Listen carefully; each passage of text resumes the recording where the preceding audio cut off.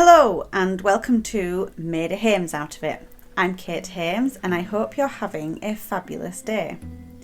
Here at Made a Hames Out of It, we find disasters, curses and sometimes total fuck-ups, which are generally hilarious and usually only for our own pleasure, but it would be rude not to share.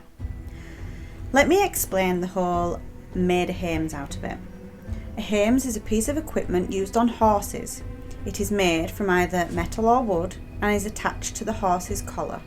It then distributes weight evenly around the horse's neck and shoulders.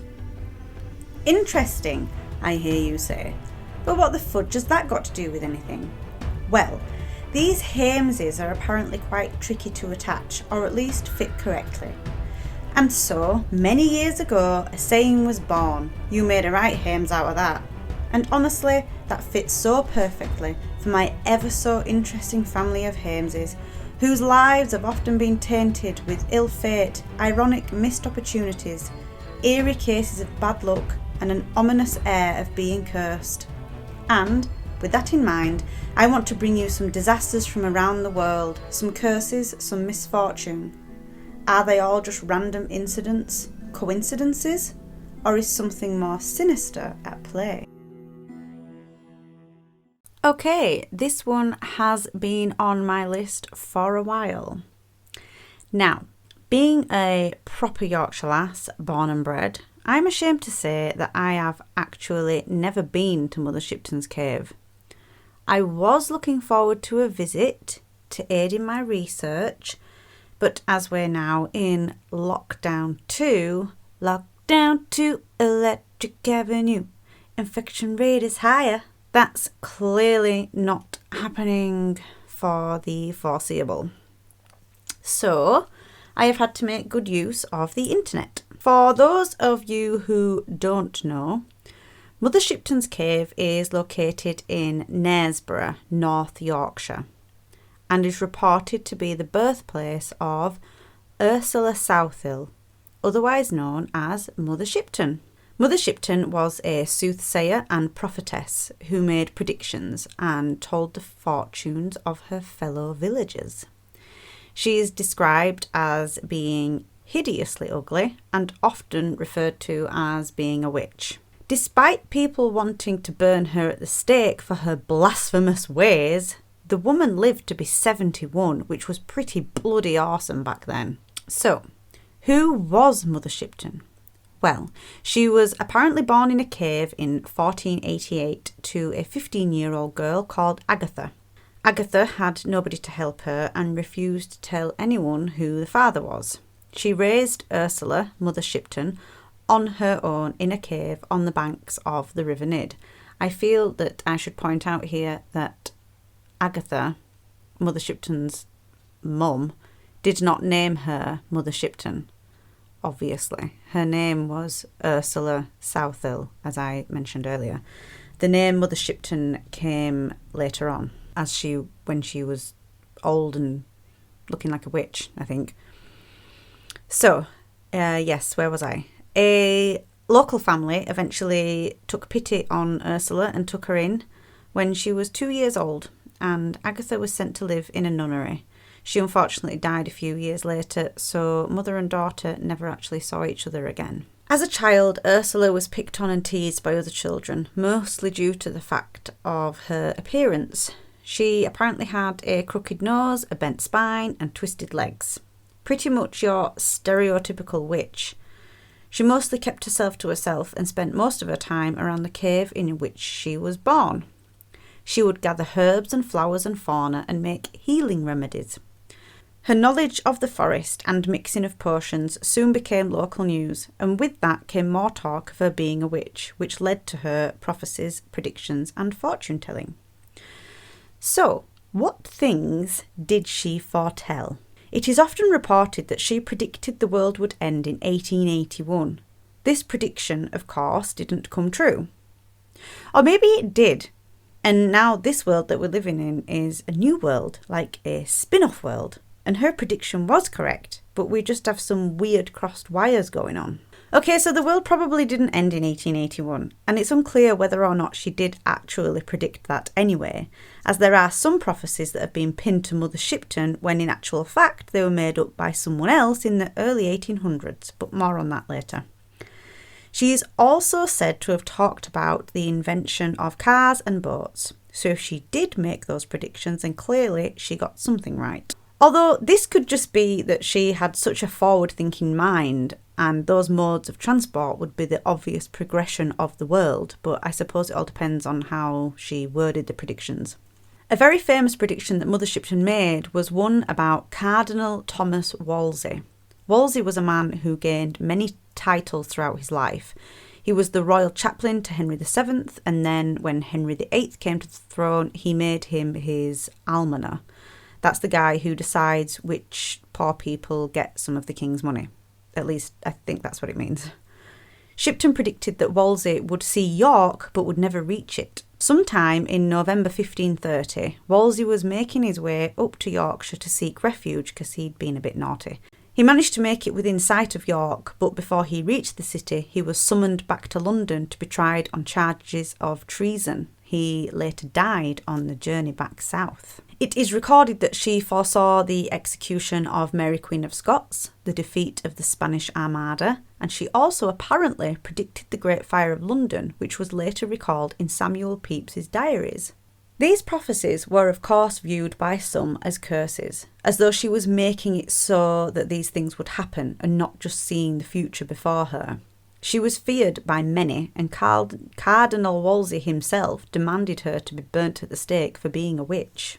Something very interesting I came across was that in 1881 a meteorite fell in Middlesbrough, which isn't a million miles from Knaresborough, and in those days would have been viewed as a catastrophic event. People probably did believe the world was ending as they witnessed the sky falling down.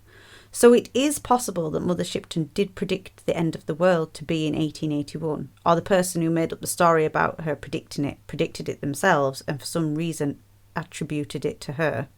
Attributed it. Oh my god. They said it was her. The meteorite that fell to Earth that day is sometimes on display in the Yorkshire Museum. That is somewhere I have visited many times and I never knew that this was there, or I did know it was there and I've looked at it and not paid much attention to it. But either way, it's sometimes on display in the Yorkshire Museum, and apparently it bears a resemblance to Mother Shipton herself. So I've put the link in the transcript, and I will also, if I remember, I will link it in the description. I've had a quick look at the picture, and yeah, I mean, it's one of those things where you could make anybody's face out in this meteorite, but there is an outline of Mother Shipton there, so have a look. It does strike me as odd that in 1881 there were a whole host of other disasters befalling the human race. So a storm hit southeast Scotland, killing 200 fishermen on the 14th of October. And this day is still referred to by the locals as Black Friday and has absolutely nothing to do with people beating the crap out of each other to get a cheaper TV. A hurricane hit Georgia and South Carolina and is still ranked as the 9th deadliest natural disaster. That's reported in 2018 by ThoughtCo, which is a US reference site. I couldn't find it listed on Wikipedia in the list of deadliest natural disasters, but it was still pretty bad, so yeah. One of the greatest windstorms ever to strike the entire Earth was apparently in 1881. Although I couldn't find anything else about this other than the hurricanes in the US, and this particular website said that this windstorm didn't reach the UK, even though it has previously mentioned the storm to hit Scotland, so I'm not entirely sold on the greatest windstorm bit. There was also the Haiphong typhoon in Vietnam, which tragically claimed over 300,000 lives. So 1881 was a pretty brutal year, and yes, I know that 2020 is a shit show, but Jesus, these guys didn't even have Facebook. There was an earthquake near Turkey that killed nearly 8,000 people. Another comet appeared in the in the southern hemisphere, again freaking the fuck out of people who had heard of the world-ending prophecy, which many people had by now heard of the prophecy of the world ending, as Mother Shipton's legacy had managed to travel as far and wide as America and even Australia. Whilst it's still not clear whether or not Mother Shipton actually predicted the end of the world in 1881, it's still pretty fucking weird that all this shit happened. This and many of her other purported predictions were published in a book called Life, Prophecies and Death of the Famous Mother Shipton. That was published, it was written in 1862 by Charles Hindley. However, Hindley did later admit to fabricating some of the other prophecies, which sort of ruins the entire thing. Some people have gone so far to suggest that Mother Shipton never even existed and that she is just stuff of folklore and legend. But here are a few of the predictions that may have been associated with Mother Shipton. But as I said, Hindley has admitted making some up, so God knows what is true and what isn't. So here's the first one. Carriages without horses shall go, and accidents fill the world with woe. So that one's pretty self-explanatory. It predicts that there will be cars and things that don't need horses to pull them. So, and accidents fill the world. And yes, there are lots of accidents that come with cars and buses and trains and everything else. So that one's pretty straightforward. The world upside down shall be, and gold be found at the root of a tree.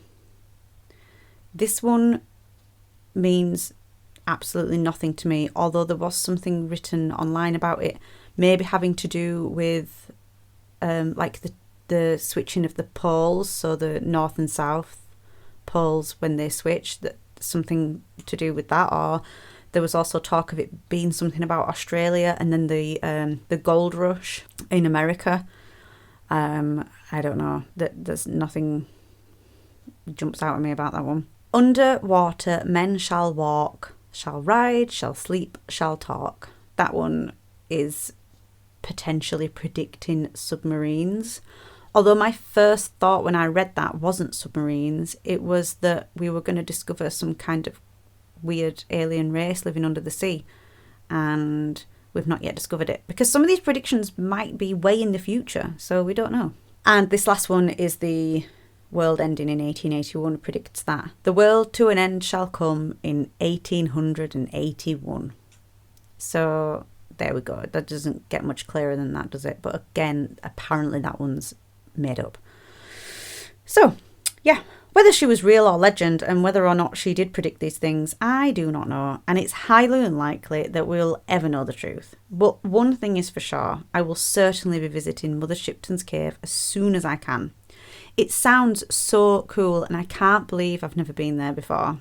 The dropping well, or petrifying well, which can be found at Mother Shipton's cave, is one of the oldest visitor attractions in England to charge a fee, and it opened in 1630.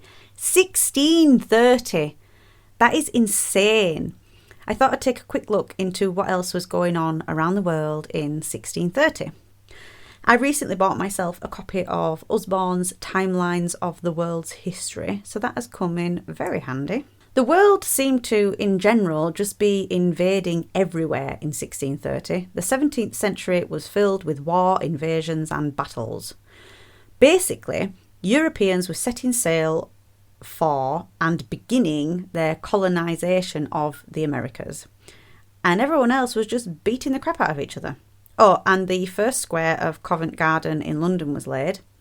And popcorn was introduced to English colonists by, and I'm sorry that if I pronounce this incorrectly, Quadiquina from the Wampanoag tribe.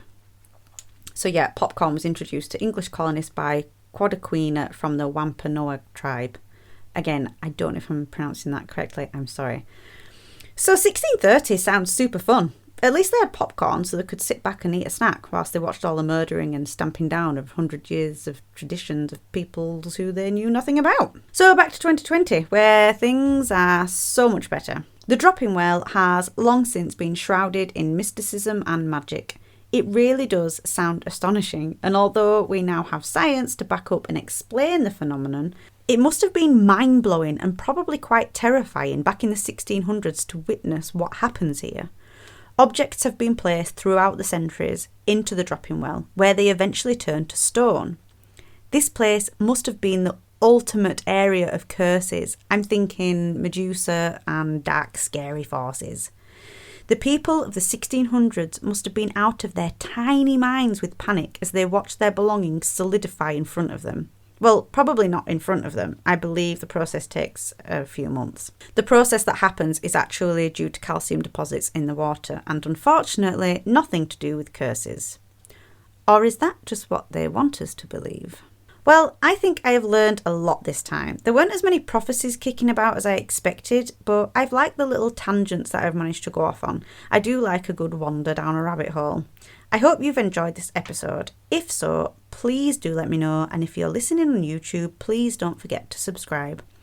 Remember, you can leave me a voice message via Anchor. The link will be in the description, and all links are in the transcript, which can be found on my website, madehames.com. And you can leave me a voice message on Anchor. Again, the link will be in the description and on the transcript.